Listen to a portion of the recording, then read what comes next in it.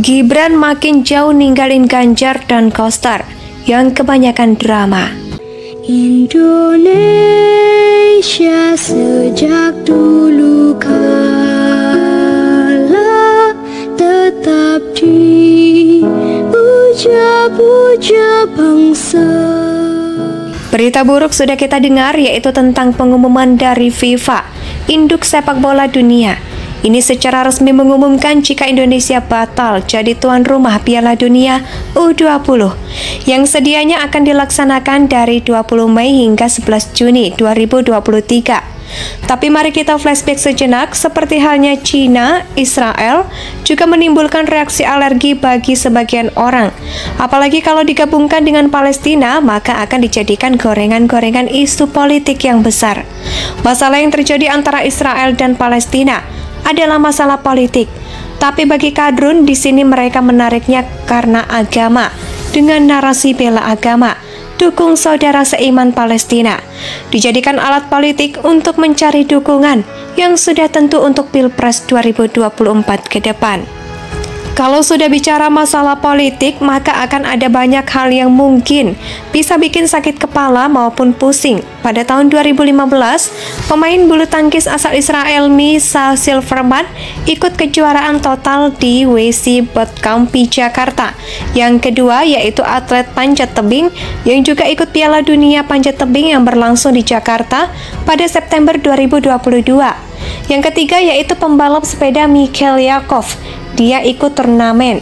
Barusan pada Februari lalu di Velodrome Jakarta, mereka pernah datang dan bertanding di Indonesia. Mereka semua adalah atlet-atlet Israel, tapi nggak ada masalah buat mereka. Lantas kenapa timnas sepak bola Israel mau datang ke Indonesia? Banyak yang kebakaran jenggot. Saya yakin ini ada bau amis politik dan perlu kalian ingat, Israel dipastikan lolos sebagai peserta Piala Dunia U20 pada Juni 2022 yang lalu. Tapi mereka baru ribut setelah 9 bulan kemudian. Kenapa mereka nggak ribut pada Juni 2022? Pas tahun timnas Israel lolos Piala Dunia. Gampang kok jawabnya. Karena saat itu masih belum masuk tahun politik. Kalau mereka ribut di bulan itu, sekarang sudah pasti akan redup. Dan isu tentang Israel pasti tak akan menarik lagi. Mereka nggak bisa caper maksimal. Hanya itu kok alasannya. Makanya yang ribut soal Israel ini adalah kelompok itu-itu juga. PA212, kadrun pemuja nasi bungkus, MUI, PKS, dan lain-lain. Mereka menolak, kita semua sudah maklum. Tapi yang bikin kita kaget adalah ternyata Gubernur Bali, Iwayan Koster dan Ganjar Pranowo. Kenapa juga ikutan di sini? Saya sangat terkejut, bukan main. Sangat tidak menyangka kita mulai dari Koster. Koster kirim surat penolakan ke Menpora, lalu Ganjar pun ikut-ikutan. Juga alasannya yaitu kemanusiaan, yaitu sesuai dengan amanat Bung Karno. Khusus untuk Koster, orang ini sudah masuk jebakan mematikan. Karena apa? Karena pada Agustus nanti Bali juga akan jadi tuan rumah World Game. Serta ada atlet Israel yang juga akan ikutan, dan kalau Koster menolak tim sepak bola Israel, maka dia harus konsisten juga, harus kudu menolak atlet Israel pada Agustus nanti. Biar nggak kelihatan munafik, serta berstandar ganda. Kalau dia tidak menolak, dia bakal dianggap sedang berpolitik. Tapi celakanya kalau dia menolak, maka ini akan jadi imamat buruk buat Bali.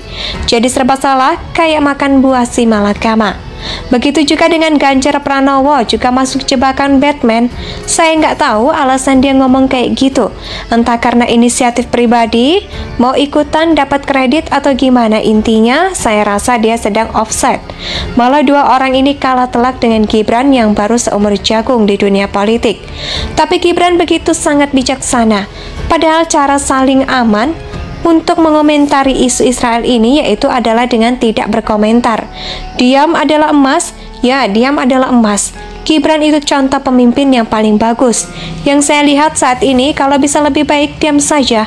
Kalau nggak bisa dan terpaksa harus komentar, cukup pakai kalimat netral. Di sini Gibran nggak banyak komentar soal adanya penolakan timnas Israel. Dia cuma bilang, dia serahkan keputusan tersebut kepada FIFA dan PSSI. Dan apa yang bukan urusannya dia nggak akan ikut campur. Sebagai tuan rumah dia ditugaskan untuk menyiapkan venue. Dia pastikan tamu-tamu bisa datang ke Solo dalam keadaan aman dan nyaman dan pertandingan berjalan dengan baik. Yang paling ironis adalah Palestina dan Israel tetap bisa bermain sepak bola tanpa beban, sedangkan kita saling tusuk-menusuk demi bela satu negara yang bahkan nggak masalah Israel main di Indonesia.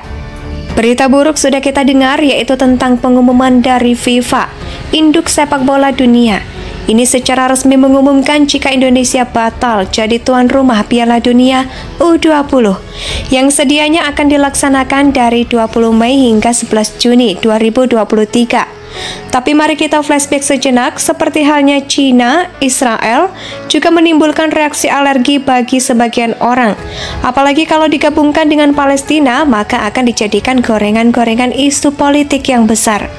Masalah yang terjadi antara Israel dan Palestina adalah masalah politik. Tapi bagi kadrun di sini mereka menariknya karena agama dengan narasi bela agama. Dukung saudara seiman Palestina, dijadikan alat politik untuk mencari dukungan yang sudah tentu untuk Pilpres 2024 ke depan. Kalau sudah bicara masalah politik, maka akan ada banyak hal yang mungkin bisa bikin sakit kepala maupun pusing. Pada tahun 2015, pemain bulu tangkis asal Israel Misha Silverman ikut kejuaraan total di WC Bootcamp Jakarta.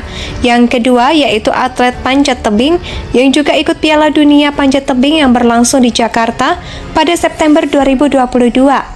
Yang ketiga yaitu pembalap sepeda Michael Yakov. Dia ikut turnamen.